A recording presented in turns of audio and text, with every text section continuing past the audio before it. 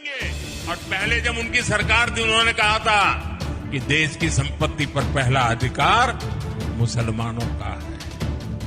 इसका मतलब ये संपत्ति इकट्ठी करके किसको बांटेंगे? जिनके ज्यादा बच्चे हैं उनको बांटेंगे। फरवरी 2020 में तुर्की के राष्ट्रपति रेसेप तैयब एर्दोगन पाकिस्तान दौरे पर गए थे।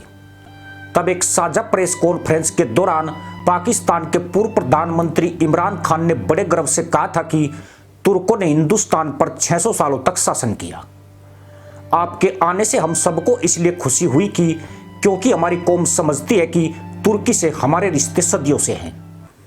तुर्कों ने 600 साल तक हिंदुस्तान पर हुकूमत की थी।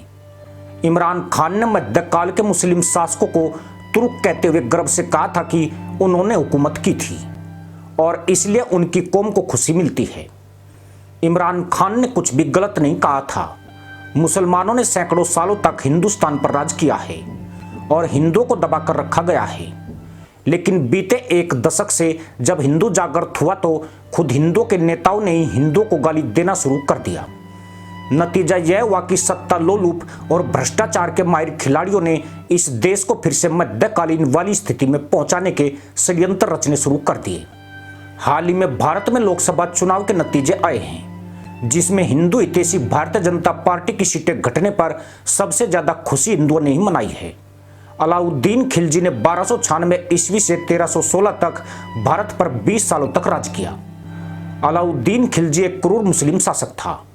उसने वही रणनीति विकसित की जैसे कि आज मोदी के खिलाफ अपनाई जा रही है।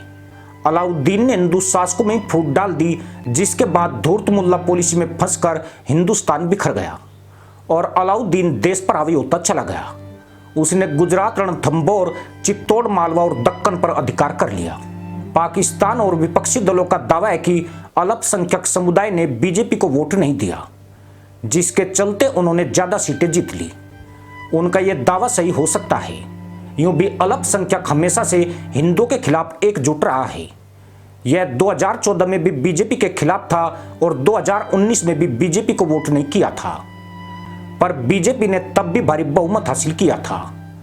फूट तो हिंदू वोटों में की गई है, लेकिन उसका श्रेय अल्पसंख्यकों को देकर हिंदुओं को अपमानित किया जा रहा है।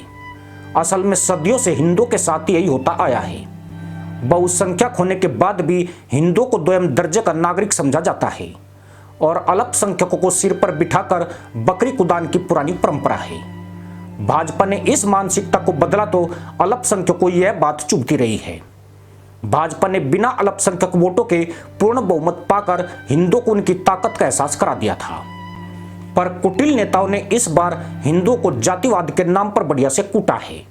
उन्हें पता था कि अल्पसंख्यक वोट फिक्स हैं, बस हिंदुओं को छितरा दो, और उन्हें छितराने का बढ़िया उपाय उसका जातियों में विभक्त होना है।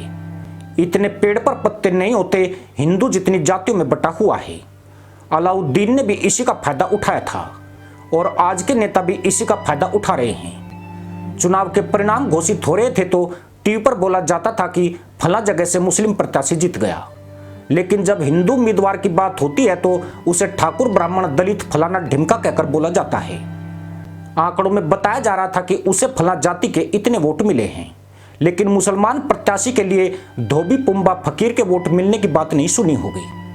मोदी ने हिंदू जातिवाद को कमजोर करने की कोशिश की थी, लेकिन देश के हिंदू ही इसे कमजोर नहीं होने देना चाहते हैं। वह अलाउद्दीन की मुल्ला पॉलिसी की पूंछ पकड़ चुके हैं और यह हिंदू भी इतना बावला है कि अपने ही बंधु के एक मुसलमान से हारने पर जश्न मनाता है। ऐसा इसलिए कि हिंदू पहले यह देखता है कि नेता किस जाति का है, पर मुसलमान यह कभी नहीं देखते हैं। वे सिर्फ वोट करते वक्त हिंदू या मुसलमान देखते हैं। हिंदुओं के लिए यह संतोष की बात है कि फिलहाल मोदी बच गए हैं और हिंदू अभी भी सुरक्षित माने जा सकते हैं, वरना पूरी दुनिया में जिस तरह इस्लामिक आतंकवाद बढ़ रहा है वह सभी के लिए एक भयानक खतरा है। इजराइल इसलिए मुंह तोड़ जवाब दे पाता है कि यहूदी जातिवाद में नहीं बटे हैं, पर भारत में तो जातिवाद एक अभिशाप बन चुका है जो हिंदुओं के टुकड़े टुकड़े करने पर आमादा है। 1947 में आजादी के वक्त करीब 10 करोड़ मुसलमान भारत में थे। बंटवारे के बाद इसमें से 6.5 करोड़ मुसलमान पाकिस्तान चले गए और 3.5 करोड़ मुसलमान ही भारत में रह गए। आज मुस्लिमों की आबादी 3.5 करोड़ से बढ़कर 20 करोड़ से ऊपर हो चुकी है। जिस दिन देश में मुस्लिम शासक बैठेंगे, अफगानिस्तान, पाकिस्तान और बांग्लादेश के हिंदुओं की तरह यहाँ के हिंदुओं के पिछवाड़े भी पिटेंगे। तब इस देश में लोकतंत्र जैसी कोई चीज नहीं रह जाएगी, क्योंकि इस्लाम में लोकतंत्र के कोई मायने नहीं है। वो जातियां देखकर धुनाई नहीं करेंगे, बल्कि हिंदू होना ही अभिशाप बन जाएगा। पाकिस्तान या बांग्लादेश से हिंदू उत्पीड़न की खबरों में कभी पीड़ित हिंदू की जाति नहीं पड़ी होगी, पर दिक्कत यह है कि भारत में इसमें भी जातियां ढूंढ ली जाती है। विपक्ष अपनी जीत को 20 करोड़ अल्पसंख्यकों की जीत के रूप में प्रचारित कर रहा है। यह इस देश की विडंबना ही कही जाएगी।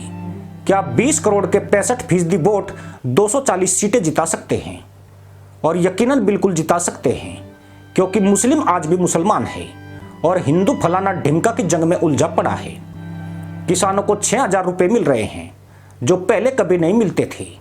गरीबों को मुफ्त राशन, इलाज और घर मिल रहे हैं, पर दावे महंगाई के किए गए हैं। पर मोदी तो आ गए। क्या अब 5 साल खाने को नहीं मिलेगा? क्या देश भीख मांगकर गुजारा करेगा? या फिर यहाँ के हिंदू दूसरे देशों में भाग जाएंगे? पर जाएंगे कहां? चारों तरफ से मुसलमानों से ही घिरे हैं। इसी के साथ अनुमति दोस्तों, जय हिंद, वंदे मातरम।